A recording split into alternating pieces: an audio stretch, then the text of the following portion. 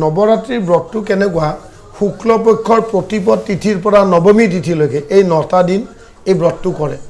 এই অহাকালিৰ পৰা তাৰমানে নৱৰাত্ৰিৰ ব্ৰতটো আৰম্ভ হ'ব এই ব্ৰতটোৰ নিয়ম হৈছে যে এটা মানে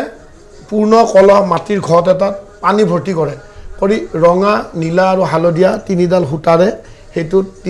মানে গাঁঠি মাৰে মাৰি তিনিটা সেন্দুৰৰ ফুট দিয়ে সেন্দুৰৰ ফুট দি আপোনাৰ কি কৰে তাতে এটা ডাঙৰ চাকি এটাত ঘিয়ে হওক বা তেলে হওক দিয়ে দি সূৰ্যৰ ৰশ্মি মেগনিফাইং গ্লাছেদি তাত চাকিটো জ্বলায় এই পদ্ধতিটো একদম পুৰা তন্ত্ৰবিদ্যাৰ যিটো ফৰ্মেট আৰু নৱৰাত্ৰিৰ ব্ৰতৰ এইটো অভিষ্ট সিদ্ধি হয় ৰাৱণে কৰিছিলে তো এতিয়া কথাটো হ'লগৈ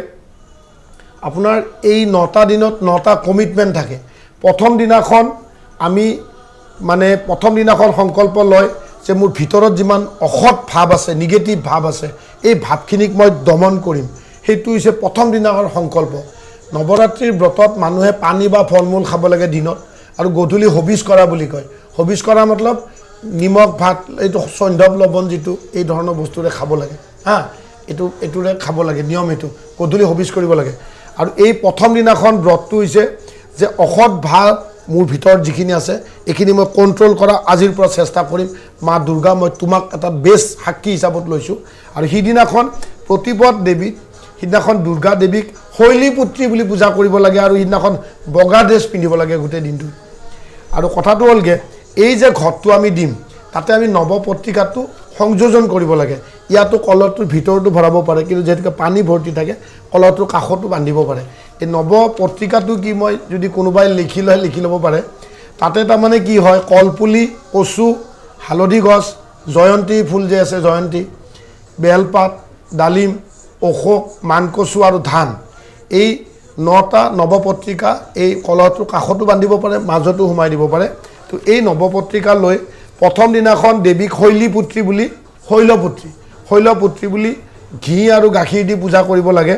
সেইটোৰে পূজা কৰিলে বগা ড্ৰেছ মানে পুৱা কৰিব দুপৰীয়া কৰিব গধূলি কৰিব 3বাৰ কৰিব লাগে আৰু সেই পূজাটো কৰিলে কি হয় এইটোৰ ফলটো এনেকুৱা ঘৰত যদি কেঞ্চাৰ পেচেণ্ট আছে বা যদি দুৰাৰোগ্য প্ৰব্লেম আছে আৰু যদি আপোনাৰ কিবা এটা টাৰ্গেট আছে যে মোৰ ল'ৰাটোৱে মেডিকেল পাব লাগে বা IAS অফিচাৰ পাবই লাগে এনেকুৱা ধৰণৰ যাৰ কাৰোবাৰ বাচ্চাই নাই বা কাৰোবাৰ চাকৰি নাই এটা সংকল্প থাকে এই বস্তুটো যদি ঘি আৰু গাখীৰ দি পূজা কৰে আৰু 16বিধ ফল দিব লাগে তাতে পূজাটোত 16বিধ ফল দি পূজা কৰিলে মনৰ আশা পূৰণ হয় আৰু ক্ৰিটিকেল বেমাৰবিলাক ভাল পায় তো ছেকেণ্ড দিনাখনৰ সংকল্প হৈছে যে সৎ চিন্তাৰ উদ্ৰেক অৰ্থাৎ আজিৰ পৰা মই ভাল চিন্তা কৰিম ছেকেণ্ড দিনাখন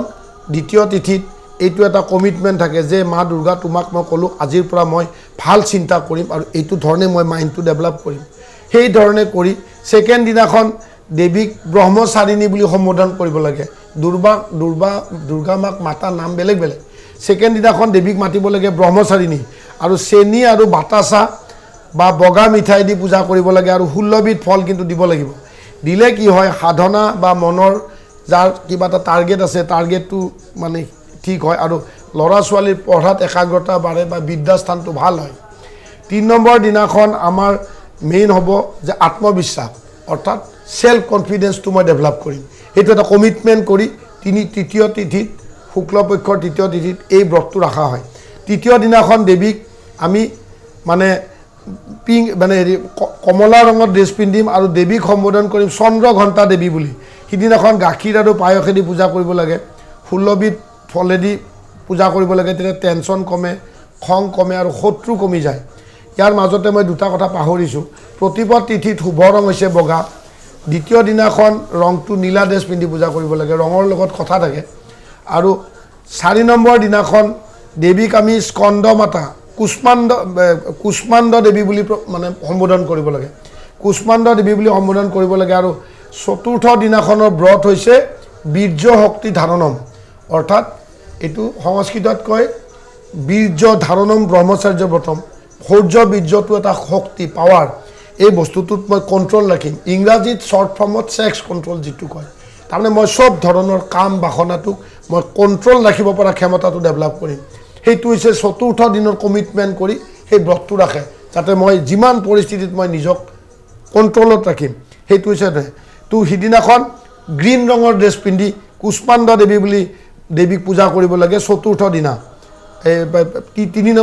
চতুৰ্থ দিনাখন দেৱীক মালপোৱা দি পূজা কৰিব লাগে মালপোৱা যে চাউল বা গুড়ি দি আৰু 16 বিধ দিব লাগে তেতিয়াহ'লে কি হয় ধাৰণা আছে যে কস্মিক পৃথিৱীখনত তাৰমানে কস্মিক ৰেৰ দ্বাৰা সৃষ্টি হৈছিল আৰু এই কস্মিক যিটো পজিটিভ এনাৰ্জিবিলাক থাকে এই এনাৰ্জি আমাৰ জীৱনত ক্ৰিয়া কৰে সেই বস্তুটোৰ ডেভেলপমেণ্টটো বেছিকৈ হয় তো গোটেই পৃথিৱীটো এটা এটা কস্মিক এগৰ নিচিনা কেলকুলেশ্যন হয় এইবিলাক এষ্ট্ৰফিজিক্সৰ বস্তু একচুৱেলি তো মই ইয়াতে সেইটো দিশত বেছি ক'ব নাযাওঁ যেহেতুকে ধৰ্মীয় প্ৰগ্ৰেম তো কথাটো হৈছে কি চতুৰ্থ দিনাখন আমি বীৰ্য শক্তি ছেক্স কণ্ট্ৰল যিটো ইংৰাজীত কয় সেইটো কণ্ট্ৰলৰ কাৰণে তপস্যা হিচাপত ল'ম আৰু চতুৰ্থ দিনা কুষ্মাণ্ড দেৱী বুলি সম্বোধন কৰিম দেৱীক আৰু গ্ৰীণ কালাৰৰ সেউজীয়া কালাৰৰ ড্ৰেছ পিন্ধি মালপোৱাই দি পূজা দিম আৰু 16 বিধ ফল দিম এই বস্তুটোৰ পৰা ফল যদি কিবা নিগেটিভ এনাৰ্জি আছে বডিত যিবিলাক থাকে সেইবিলাক কমি আহে আৰু সন্তান সুখ পায় 5 নম্বৰ দিনাখন আমি সংকল্প ল'ম যে আত্মবিশ্লেষণ অৰ্থাৎ সেলফ এনালাইসিস ইংৰাজীত যে মইনো কি কৰিলোঁ ক'ত ভুল হ'ল কোনটো কৰা উচিত নহয় কোনটো বেছি কৰা দৰকাৰ নিজকে নিজে সেলফ এনালাইসিস কৰাৰ কাৰণে দেৱীক এটা কমিটমেণ্ট কৰে যে হে মা আজি 5 নম্বৰ দিন আজি 5 নম্বৰ দিনত মই সংকল্প লৈছোঁ যে মই নিজকে নিজে এনালাইসিস কৰিম সেলফ এনালাইসিস আৰু সিদিনাখন দেৱীক আমি স্কন্দ মাতা বুলি সম্বোধন কৰিব লাগে দেৱীৰ নাম সদায় বেলেগ বেলেগ স্কন্দ মাতা বুলি পূজা কৰিব লাগে বা পঞ্চমী বুলি মাতিলেও মাতিব পাৰে সিদিনাখন কলেদি পূজা কৰিব লাগে 16 বিধ ফল লাগিব আৰু সিদিনাখনৰ ৰংটো বগা হ'ব বগা ড্ৰেছ পিন্ধি কৰিব লাগে 6 নম্বৰ দিনাখন সংযম অৰ্থাৎ কণ্ট্ৰল হে মা মই কোনো পৰিস্থিতিতে মই লৰি নাযাওঁ কণ্ট্ৰল আৰু ব্যক্তিত্ব ডেভেলপমেণ্টটো এটা কমিটমেণ্ট সেইটো কৰিবৰ কাৰণে মই ডেভেলপ কৰিব ট্ৰাই কৰিম 6 নম্বৰ দিনাখন সংযম গুণটো মানে ডেভেলপ কৰাৰ কাৰণে সংকল্প লোৱা যায় আৰু 6 নম্বৰ দিনা দেৱীক কাত্যায়নী বুলি সম্বোধন কৰিবলৈ হে মা কাত্যায়নী মই নিজে কণ্ট্ৰল হ'বলৈ কমিটমেণ্ট কৰি এই ব্ৰতটো ৰাখিছোঁ আজি পুৱা দুপৰীয়া গধূলি 3 বাৰ পূজা হ'ব পূজাটোত দেৱীক সিদিনাখন আমি কল দি পূজা কৰিম আৰু 16 বিধ ফল দিব তেতিয়া হেলথৰ কাৰণে ভাল আৰু শত্ৰু দমন হয় আৰু কোৰ্ট কাছাৰী চলি থকা মানুহৰ কোৰ্ট কাছাৰীটো ভাললৈ আহে 7 নম্বৰ দিনাখন আমি সংকল্প ল'ম যে মা ধৈৰ্য আৰু সহ্যটো বহুত ডাঙৰ প্ৰপাৰ্টি মানুহৰ জীৱনত গতিকে ধৈৰ্য আৰু সহ্যটো মই আজিৰ পৰা ডেভেলপ কৰিম মই মোৰ ব্যক্তিগত জীৱনত বহুত ডাঙৰ ডাঙৰ মিনিষ্টাৰ ডাঙৰ ডাঙৰ দেখিছোঁ যে এইবিলাক মানে হাইয়েষ্ট ধৈৰ্য ধৰে মই পাৰ্চনেলি বহুত মিনিষ্টাৰ বা বহুত এইবিলাক গভৰ্ণৰ চিফ জাষ্টিছলৈকে মোৰ লগত পাৰ্চনেলি তেওঁলোক ভাল মই দেখিছোঁ তেওঁলোকে জীৱন জানি বহুত ধৈৰ্য ধৰে তো ধৈৰ্য আৰু সহ্যটো ডাঙৰ প্ৰপাৰ্টি এটা মানুহৰ তো আমি কি কৰিম 7 নম্বৰ দিনাখন দেৱীক ক'ম যে মা মই দেৱীক আমি সিদিনাখন 7 নম্বৰ দিনাখন কাল ৰাত্ৰি বুলি সম্বোধন কৰিম আৰু বগা ৰঙৰ ড্ৰেছ পিন্ধি দেৱীক গুড়েদি পূজা কৰিম গুড় আৰু নেমুটেঙা এই নেমুটেঙা যে আছে নেমুটেঙা আৰু গুড়েদি পূজা কৰিম এইবিলাক কিছু ফৰ্মেট কিহেদি কাক পূজা কৰিলে বশীকৰণ হয় এইটো বশীকৰণ মানে সন্তুষ্ট কৰা কিছুমান পদ্ধতি তো দেৱীক আমি 7 দিনাখন কাল ৰাত্ৰি বুলি সম্বোধন কৰিম আৰু দেৱীক ক'ম যে মা মোৰ ধৈৰ্য সহ্য গুণটো ডেভেলপ কৰা সেইটো হৈছে এইদিনাখন কৰা আৰু এইটোৰ পৰা কি হয় মানুহৰ শত্ৰু কমে আৰু আপোনাৰ মুক্তিদান হয় মানে ভাল হয় তাৰপিছত 8 নম্বৰ দিনাখন আমি দেৱীক ক'ম যে উদ্যম শক্তিটো মোক ডেভেলপ কৰাৰ ক্ষমতা দিয়া অৰ্থাৎ মই যাতে এনাৰ্জেটিক হওঁ ইংৰাজীত যিটো এনাৰ্জেটিক সেই সংকল্পৰে মা দেৱী মই তোমাক আজি সংকল্প লৈ ব্ৰতটো ৰাখিছোঁ আজি তোমাক মই মহাগৌৰী বুলি সম্বোধন কৰিম আৰু আজিৰ দিনটোত মোৰ ড্ৰেছ পিন্ধিম মই পিংক কালাৰ গুলপীয়া ড্ৰেছ পিন্ধি মহাগৌৰী বুলি দেৱীক নাৰিকল দি পূজা কৰিম আৰু 16 বিধ ফল থাকিব তেতিয়া কি হয় যদি অষ্টমী তিথিৰ দিনা দেৱীক মহাগৌৰী বুলি সম্বোধন কৰি পিংক কালাৰৰ ড্ৰেছ পিন্ধি নাৰিকলেদি পূজা কৰা হয় তেতিয়াহ'লে কি হয় সন্তানহীনৰ সন্তান হয় কাৰোবাৰ যদি ল'ৰা নাই সি ল'ৰাও পাব কাৰোবাৰ যদি ল'ৰা ছোৱালী মদত খাই সংগদোষত নষ্ট হ'ব ধৰিছে বাৰে বাৰে ফেল চেল কৰে সেই বস্তুখিনি ডেভেলপ হয় বুলি প্ৰবাদ আছে অৰ্থাৎ সন্তানৰ কাৰণে 8 নম্বৰ দিনটো ৰাখিব লাগে কিন্তু 8 নম্বৰ দিনৰ আমাৰ মেইন সংকল্প হৈছে যে মই এনাৰ্জেটিক হ'বৰ কাৰণে সংকল্প লৈছোঁ তাৰপিছত 9 নম্বৰ দিনাখন আমি লাষ্ট চব বাদ দিলোঁ এই 8টা দিন বেলেগ বেলেগ টপিকছত নিজকে সংশোধন কৰিলোঁ পিউৰিফাই কৰিলোঁ এইটো যেনেকৈ একুৱাগাৰ্ডত বেক ৱাছ কৰি পানীটো চাফা কৰে এই 8টা দিনত আমি নিজকে চব ধৰণৰ ডেভেলপমেণ্ট কৰি 9 নম্বৰ দিনাটো হৈছে হে মা এই 8টা দিনত মইতো বহুত সংকল্প লওঁ 9 নম্বৰ দিনাখন মোৰ সৎ জ্ঞান ডেভেলপ হওক বুলি সংকল্প ল'ম যে মই অকল যাতে পজিটিভ চিন্তাবিলাকহে ডেভেলপ কৰিব পাৰোঁ সেইটো সংকল্প লোৱা যায়